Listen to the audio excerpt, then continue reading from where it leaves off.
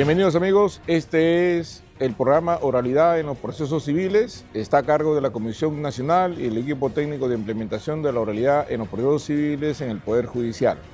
Como todas las semanas, hoy continuamos con las entrevistas referidas a temas procesales y eventualmente temas sustantivos en materia del derecho civil, con el objeto de evitar las dudas, esclarecer algunos aspectos que tienen que ver con los conflictos que son de conocimiento de los jueces civiles en el Poder Judicial.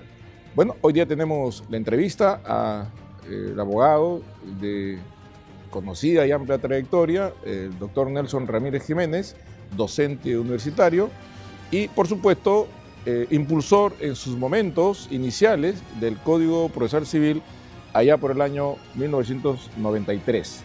Él integró en su momento los profesores académicos que dieron las pautas, explicaron bastante ampliamente las figuras que traía consigo esta norma procesal, novísima norma procesal en su momento. Se consideró uno de los códigos modernos de la época y que se inició en nuestro país en ese año. Bueno, hoy día vamos a tocar precisamente una de las figuras que se suponía integraba este proyecto, pero que por alguna razón, explicará nuestro entrevistado hoy día, no se llegó a cristalizar. Es la oralidad en el proceso de audiencias. Bueno, este es un proceso que está bastante accidentado en el sentido de la dinámica legal. Han habido algunas modificaciones a lo largo de los años de vigencia, pero aún subsiste lo esencial en las figuras procesales de este Código Procesal Civil, que ya es nuevo, por supuesto, y que pueden rescatarse con algunas modificaciones, actualizarse, e introducir las figuras que la realidad contemporánea nos exige. Muy bien, vamos a un pequeño corte y retornamos unos minutos para iniciar esta interesante entrevista.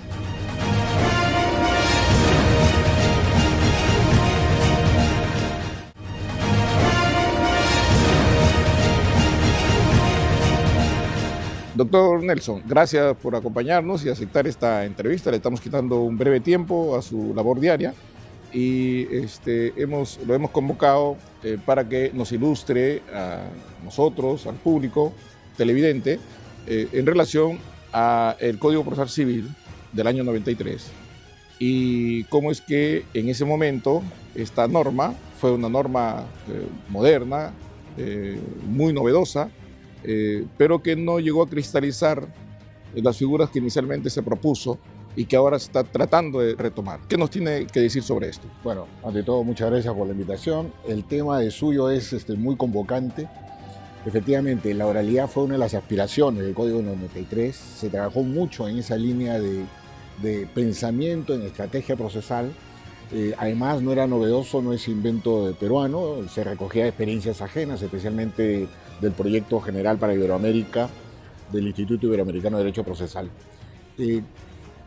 Se instauró, pero hubieron muchos problemas para que tuviera éxito. Por ejemplo, desde mi perspectiva personal, la primera de ellas, no hubo una diferenciación en la actividad de los jueces que trabajaban los procesos del Código Antiguo con el nuevo.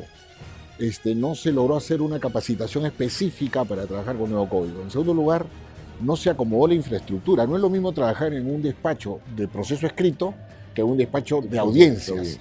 Ese solo hecho ya dejaba mucho que desear. Pero creo que lo más grave fue que no fue posible implementar la tecnología que era necesaria para acompañar el éxito de las audiencias. Y claro, hoy en día, por ejemplo, la tecnología es muy barata y la tenemos todos en las manos, vía un smartphone. Pero en aquel entonces grabar una audiencia era una tarea casi titánica. Y claro, ¿cómo se naturalizó la oralidad? En la redacción de las actas de las audiencias. Llegaban las actas preparadas a veces, ¿no? Muchas veces ya estaban preparadas. No hubo conciliación, se admitieron todas las pruebas, se fijaron los puntos controvertidos, que era una repetición de textos. Un ritualismo. Un ritualismo. Del que se había abandonado, del proceso escrito, ¿no? Exacto. Sí. Y ahí viene un detalle bien interesante, que se confundió actuación verbal con oralidad. Como estábamos las partes presentes y hablábamos ante el juez, esa es la oralidad. Falso. Es una equivocación total, porque la oralidad es un instrumento para que el juez presente necesariamente en la audiencia, internalice los hechos que las partes les ponen y sea una oportunidad para poder él avanzar en la indagación de la verdad, que es la razón de ser para la decisión judicial final. Y luego también hay que decirlo, una experiencia de varios siglos con la escritura en el Perú no podía abandonarse de la noche a la mañana. 400 años, dijeron en el último evento. Más o menos, año más, pero sí, por mucho que sean 100, sí, es demasiado. Exacto. Entonces, suponer que eso iba a cambiar porque salió una nueva ley es caer en el juego retablista de también creer que la ley cambia la realidad. Y no es así. Eso creo explica lo que hay que llamar por su nombre el fracaso de la oralidad previsto en el Código Procesal Civil. Bueno, sin embargo, ahora está puesto sobre la mesa como una alternativa, precisamente tomando algunos vestigios del Código Procesal Civil del año 93. Ajá. Y ahora los jueces saben claramente que una cosa es audiencia y otra cosa es oralidad. Aun cuando el Código Procesal Civil no habla en términos expresos de oralidad en esa semántica, la audiencia daba el espacio suficiente para ello. Pero ahora los jueces tienen un enfoque muy particular sobre oralidad, aprovechando las experiencias que en el Perú se tiene sobre otros procesos judiciales en otras materias, penal y laboral. Cada materia con sus particularidades. Una cosa es proceso penal, donde hay de por medio tema de interés público, delitos; laboral, donde hay protección a un derecho que está disminuido y que necesita una tutela especial, ¿no? Civil es un escenario diferente. Ahí se supone que son conflictos sobre derechos privados, donde se supone las partes están en el mismo nivel y donde la actuación del juez en la oralidad es distinta, entiendo, no sé qué opina usted, que la que se podría generar en estos escenarios. Pero lo importante es que el juez civil ha visto la oralidad en los otros procesos y ha considerado que esta puede ser una salida al problema que atraviesa la justicia civil en nuestro país. ¿La oralidad en el proceso civil tiene sus características? Sí, sin lugar a dudas, y muy distintas de la oralidad penal, como bien ha mencionado, y la oralidad laboral. Incluso diría que si hablamos de oralidad en el proceso civil, también que habría que subdistinguir el contencioso administrativo, el comercial, etc. Entonces, evidentemente, la oralidad civil, estamos en principio en un proceso en igualdad de condiciones en que las partes ejercen su propia defensa. Y eso involucra algunas ideas que están ahí cabalgando en las discusiones. Por ejemplo, si se debe mantener o no la potestad en los jueces para actuar pruebas de oficio, que algunos consideran que debiera desterrarse. Pero bueno, es un tema que la experiencia lo dirá en el caso concreto, porque hay que ser conscientes. La realidad nos enseña que no es verdad que todos somos iguales. No es verdad que todos llegamos a la audiencia civil en circunstancias iguales. Por algo existe, por ejemplo, instituciones como la lesión. Si no se tutelara la lesión, ¿qué pasaría? Bueno, dos personas libres, con voluntad autónoma, han celebrado un contrato lesivo, por tanto la justicia no debe entrometerse. No, está regulado en el derecho civil. O sea, hay muchos factores.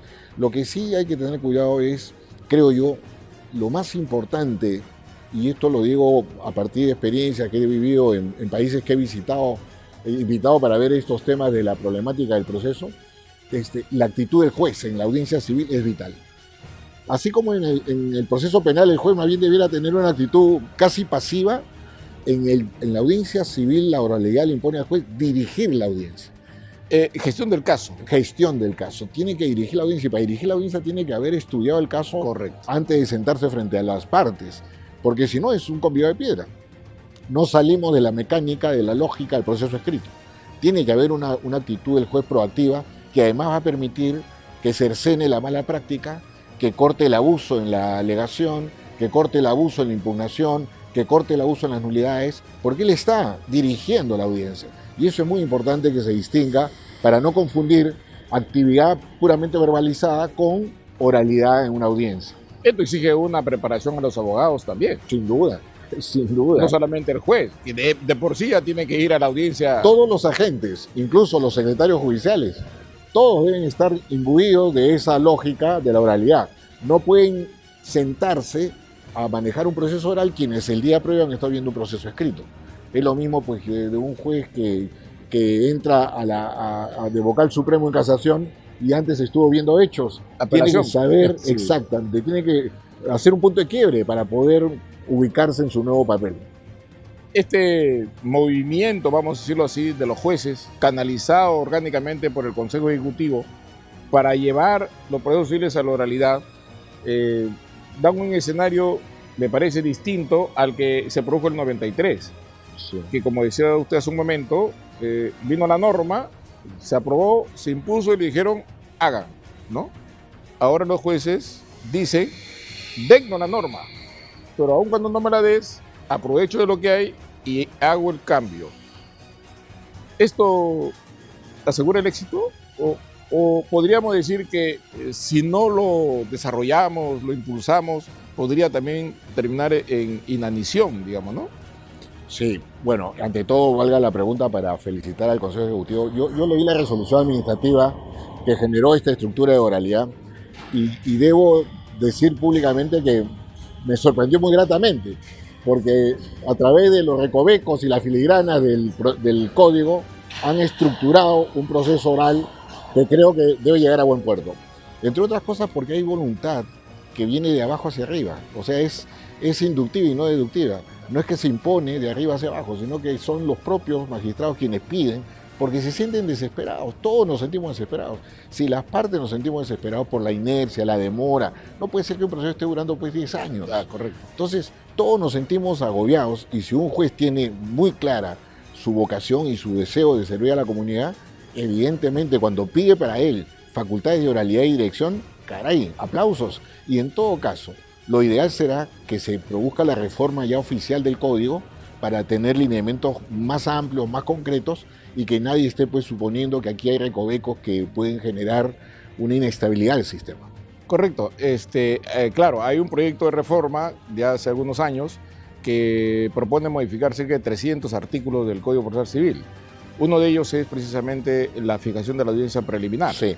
Bueno, nosotros hemos alcanzado al Ejecutivo un proyecto de ley circunscrito solo a habilitar la audiencia preliminar, aunque somos conscientes que el paquete debe ser más amplio, nulidades procesales, el manejo de nulidades procesales, los recursos impugnativos, la apelación, etcétera, que es más integral el tema. Exacto. Pero empecemos dando el primer paso, porque este mecanismo que ya está existiendo en los despachos judiciales es positivo porque los resultados están ahí.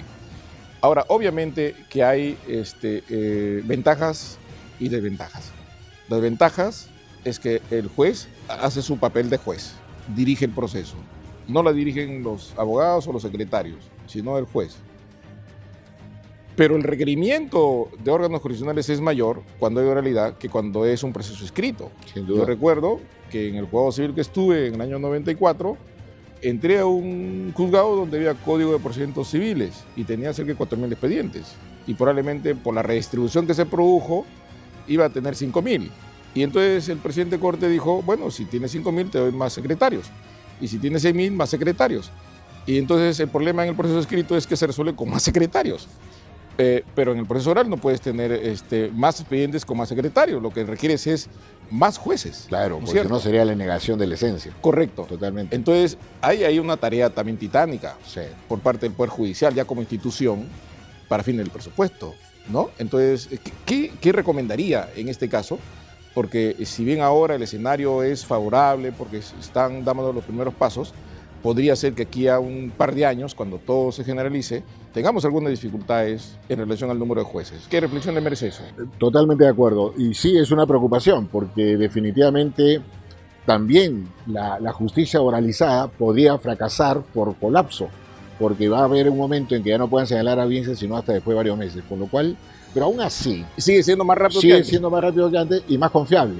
Correcto, más confiable, porque es el juez el que está a la cabeza del proceso y no los abogados, que normalmente pues siempre hacen abuso de lo que puede ser el papel de su ministerio. ¿Qué podemos hacer? Por ejemplo, yo creo que ya es tiempo de generar algunas variables procedimentales que ayuden a la descarga. Por ejemplo, los procesos colectivos. Hoy en día la cantidad de procesos de ONP que saturan todas las instancias judiciales podrían ser resueltamente en un solo proceso colectivo. en que sencillamente todo lo que es pensiones vinculadas a determinada problemática se resuelva en un solo caso y se distinga la ejecución individualizada. Eso ha sido trabajado en el proyecto de reforma. Ya está listo, ojalá se apruebe.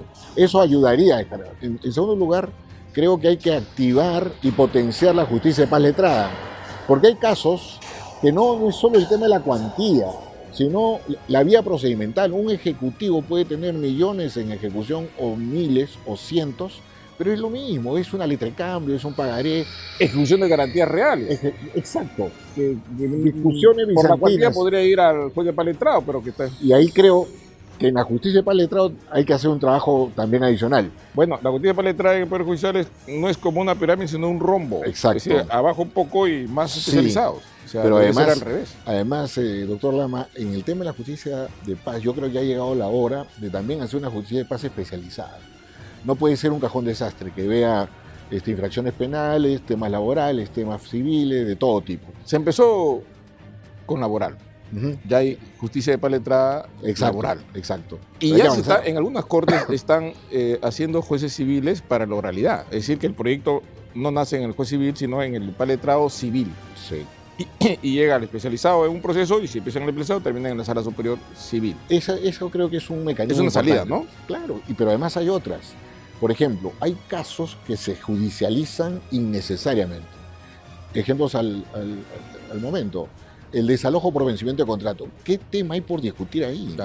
El almanaque nos indica la fecha y ya venció. Entonces, ¿de qué discute usted? No, falta de representación adecuada. Oye, ya disfrutaste de la posesión, ya estuviste todo el tiempo y ahora vienes a decir que no había poder para alquilar. El legislativo ha intentado varios canales para superar este problema, ¿no? Claro. El desalojo notarial, allanamiento de las peticiones futuras. Pero eso va a permitir descargar de los juzgados civiles los casos que son innecesariamente judicializados y luego quedarse con la esencia de los problemas, los casos difíciles, por decirlo así, que ameritan una intervención del propio juez y esté en el manejo del caso.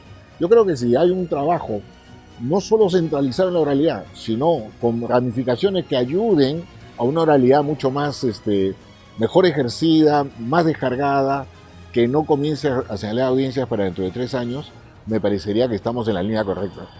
Oralidad en los procesos civiles, programa a cargo de la Comisión Nacional de Oralidad en los Procesos Civiles y del equipo técnico institucional de implementación de la oralidad en la justicia civil. Vamos a un pequeño corte y retornamos con nuestro invitado especial, el doctor Nelson Ramírez.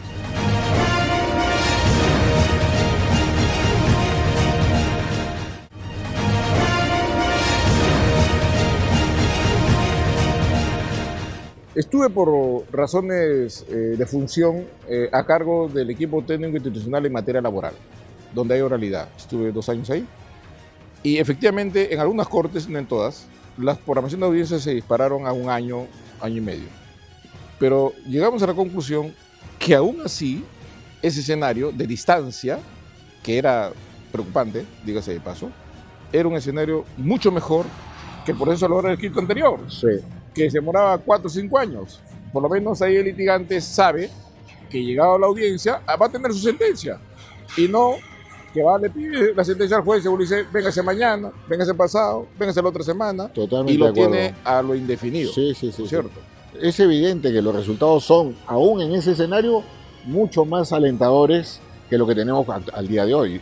En los procedimientos escritos, definitivamente no hay el despliegue de conciencia, actividad, interés del juez.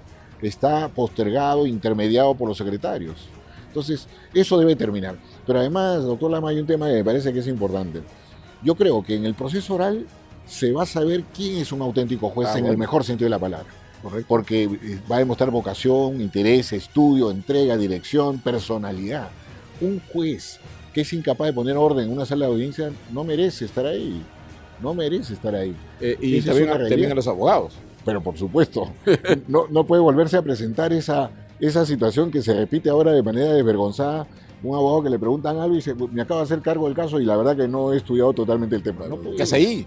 ¿Qué hace ahí? ¿Qué hace ahí? Pues debería de ir preparado. Sin duda. Siempre. Y podría ser sancionado por no haber estado preparado.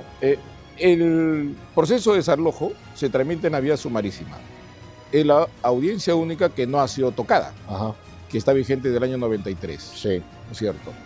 Y es un proceso generalmente sencillo porque hay solo una ruta del demandante al demandado, Exacto. no hay de regreso. No hay de regreso. Y además las pruebas son generalmente específicas a un punto referido a la pretensión. Ayudará ahora la oralidad para esos procesos rápidos en los que tiene audiencia única, ahora, pese a que esta audiencia ha estado así hace más de 25 años. Yo creo que sí, porque hay un problema con la audiencia del sumarísimo por contaminación a la inversa. Es decir, como lo demás se hacía de la manera que se hacía, Ahora también. en este también, porque como es audiencia única, ya que importa dicto la sentencia dentro de 1 mes, 2 meses, cuando está en condiciones de hacerlo. Además, la pregunta, doctor Lama, me permite reflexionar en un aspecto que es importante: el trabajo de la actividad probatoria. Esta sensación de que todos los casos deben ser tratados por el principio de igualdad, llevado a extremos, no puede ser posible que procesos muy sencillos permitan postulación probatoria tan amplia. ¿Qué hacemos en un proceso de desalojo, por ejemplo, con declaración de parte o con testigos? Por decir un ejemplo, que quizá no venga al caso, pero se produce en muchas circunstancias. Si la legislación cuida de delimitar la capacidad de postulación para aquello que realmente constituye, digamos, congruentemente una postulación seria y no dilatoria. Entonces, todos esos factores, fijémonos de qué manera van a ayudar a que una oralidad se expanda exitosamente. Correcto. La tecnología ayuda mucho y ayuda ahora más que antes. Para poner la muestra, el registro de audio y video. Resulta que ahora ya las palabras no se le lleva el viento. Y una de las alegaciones de los que postulan el proceso escrito es que lo escrito es perecedero y la oralidad no. Entonces, quien hace juicio oral pasa unos días, ya no se acuerda mucho de lo que se habló. Pero ahora también lo oral es perecedero a través del registro de audio y video. ¿Eso elimina las actas o no? Sí, totalmente. Y el artículo 204 del Código Procesal Civil, que mantiene la audiencia de pruebas vigente, dice que se registró, modificado en el 2017, hace poco, dice que se llevará el registro de audio y video. Y en caso que no se pueda, se levantará un acta. Entonces diríamos, esa regla del 204 podría aplicarse a la sumarísima ahora, cuando esa norma está solo para el 2. Yo creo que sí, no hay ningún impedimento. No es una norma que establece una excepción, sino que da una facilidad. Entonces, las facilidades se dan para todos, no para algunos. Ahí sí sería excepcional, pero la posibilidad de llevar, de trasegar esa facultad de actuación a los otros procesos no previstos en la norma específica, por supuesto que son viables. Claro. Y creería además que es la única forma que comencemos a avanzar y que sea un impulso desde el Poder Judicial al legislador. Que no sea el legislador el que pone el cascabel al gato y el Poder Judicial se acomoda, no. El Poder Judicial ya tomó posición y lo felicito de verdad, y es el legislador el que debe estar advertido. El Poder Judicial ya ha logrado muchas cosas con lo que tenía. Ayudémoslo con una reforma legislativa mucho más amplia, mucho más estructurada, para que esto se consolide. En proceso oral penal, hubo un ejecutorio de la Corte Suprema que estableció que la audiencia debe estar transcrita en el acta. Y entonces muchos transcribieran el 100% de lo actuado en un acta. Incluso hasta para aliviarse, consiguieron un software que permitía que apenas habla se escribe y se imprime, ¿no es cierto? Eso podría ser No, es contraproducente. Ese es el A ver, pasado. claro, ¿cómo se podría transcribir un gesto? Correcto. Es imposible. Y si el juez dice, percibo nerviosismo en la mirada, el abogado va a decir, un momentito, esa es una apreciación suya. No, ahí están las imágenes, cada quien las interpretará. Pero evitamos la discusión que era el talón de Aquiles del sistema inicial del 93. Las actas eran discutidas al detalle, en la coma. Y habían nos pasamos. constancias. La audiencia demoraba, por decir, media hora, y el acta, la redacción y revisión demoraba 3 horas. Un absurdo. Entonces, aquellos que no estuvieron presentes en la audiencia, como los jueces superiores, le interesaría ver el video. Exacto, y no leer lo que está ahí. leer el acta, Totalmente de acuerdo. ¿no es cierto? Totalmente Entonces, de acuerdo. Es absurda esa idea de transcribir, ¿no? perder tiempo y generar más hojas de papel. Y ahora, con la tendencia de que cero papel. Lógico, no tiene sentido. Habiendo No tecnología sé con para... qué criterio han implantado esa... En penal hay una casación en que procesaron mucho los juzgados porque muchas horas hombres se destinaban a transcribir la audiencia, ¿no? Eso pasa, doctor Lama, cuando la casación no está a la altura del reto de sus tiempos. No toma conciencia de que una decisión como esa, ¿de qué manera afecta al sistema? Correcto. Y no lo ayuda en nada. Y felizmente los jueces están un poco renuentes a aplicar Tendrían esto, que ¿no? derogar o Jueces cambiar civiles. esa... Eso ha sido todo por hoy. En la televisión el tiempo es un enemigo, así que vamos a poner fin a esta entrevista. Quedan muchos temas sobre el tintero. Habrá otra oportunidad de tenerlo también con nosotros a nuestro invitado especial, el doctor Nelson Ramírez, y vamos a escuchar sus últimas impresiones. Bien, muchas gracias por la invitación. El tema de verdad que es un tema que a todos nos debe interesar, nos debe preocupar. Y reitero lo que dije en el contexto de la entrevista. Lo que ha hecho el Consejo Ejecutivo en esta materia de verdad que es uno de sus grandes aciertos. Me parece que si no comienza el cambio, por lo menos con lo que tenemos, y esperar la actitud benevolente o diligente del legislador, calendas griegas y seguiremos en este plan con una crisis que se acentúa cada día. No olvidemos este reportaje que hizo el Diario del Comercio sobre los expedientes escritos que ya no hay anaqueles que lo soporten. Bueno, la oralidad puede cambiar esa realidad. Felicitaciones al sistema creado, porque es una creación, diría, pretoriana, de la lógica de las facultades de un juez diligente, atento a su realidad. Muchas gracias por la invitación. Muy bien, amigos, hemos estado en el programa Aureliano Procesos Civiles, en una entrevista importante, trascendente, de quien fue uno de los impulsores más importantes del Código Procesal Civil el año 1993. Tuve la oportunidad de asistir a los eventos originados en ese año, 94 sobre todo, donde participó como expositor nuestro ilustre invitado. Han pasado ya muchos años, mucha agua bajo el puente y estamos discutiendo algo que se veía en ese momento, pero ahora en otro escenario, por supuesto. Reiteramos el agradecimiento de su presencia en este programa y invitamos a ver este programa no solamente los días martes, sino también los días domingos de cada semana. Bueno, este es Justicia TV, el canal de los jueces. Muchas gracias.